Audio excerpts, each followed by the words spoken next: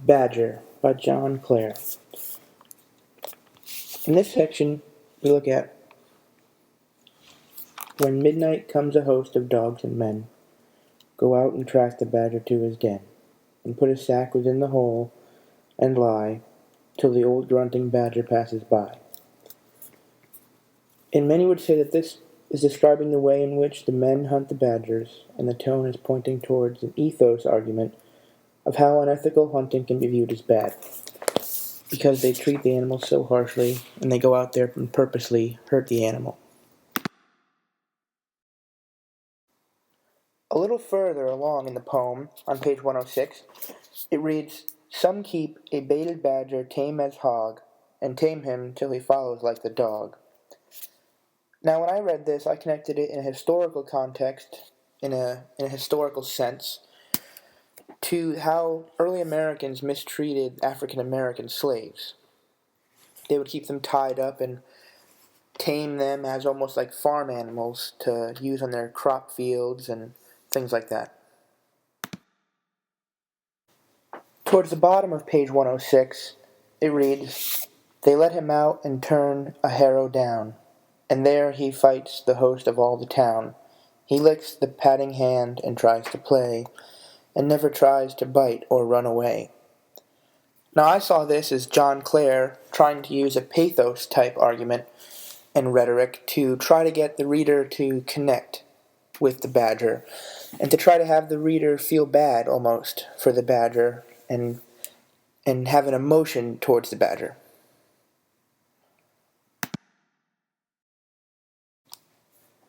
The next poem we're going to discuss is A Narrow Fellow in the Grass by Emily Dickinson. The first part I'd like to discuss is, "The grass divides as with a comb, a spotted shaft is seen, and then it closes at your feet and opens further on." Now, although it sounds rather funny, I connected this to the lyrics by Jay-Z that read that, "When the grass is cut, the snakes will show." And then this is just comparing it to the grass and how the snake wriggles around in the grass, unseen by the person standing above it, until the grass is cut, and then the snakes will show. Towards the middle of the page, there's a section that goes, "Have passed, I thought, a whiplash, unbraiding in the sun, when, stooping to secure it, it wrinkled and was gone." Now, when you look at this literally, you think of a person trying to bend down and pick up a snake or a worm or something that braids itself into a coiled up shape like a snake does on a warm summer day. But when you look at this a little deeper, it's almost as like the author Emily Dickinson is describing to us how she keeps grasping at something and it just kind of falls like sand through her hands.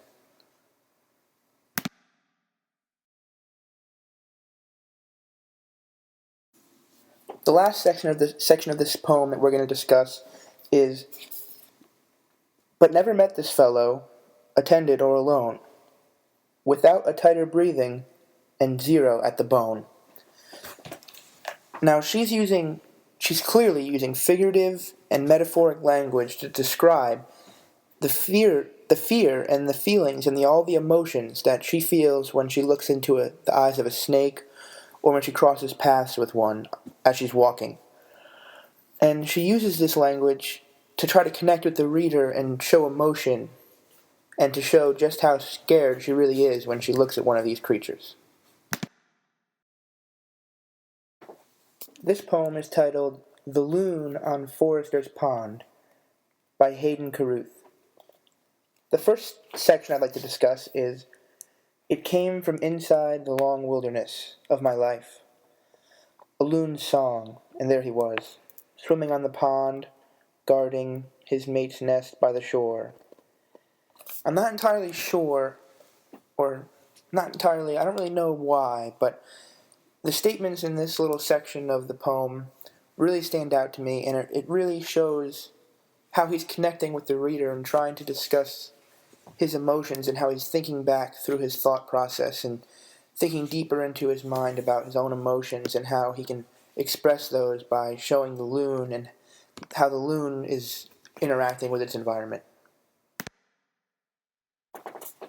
Towards the middle of the page, the section reads, "Diving and staying under, unbelievable minutes and coming up.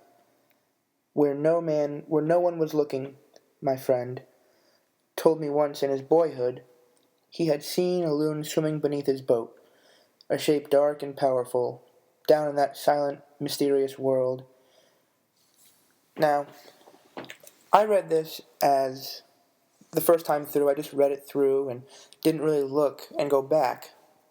But now that you're looking at the second portion of this clip, it almost is used as evidence for his first portion.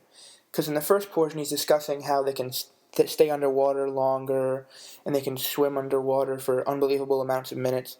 And then the second part backs that statement up by using his real-life experience of his friend telling him how he swam underneath his boat.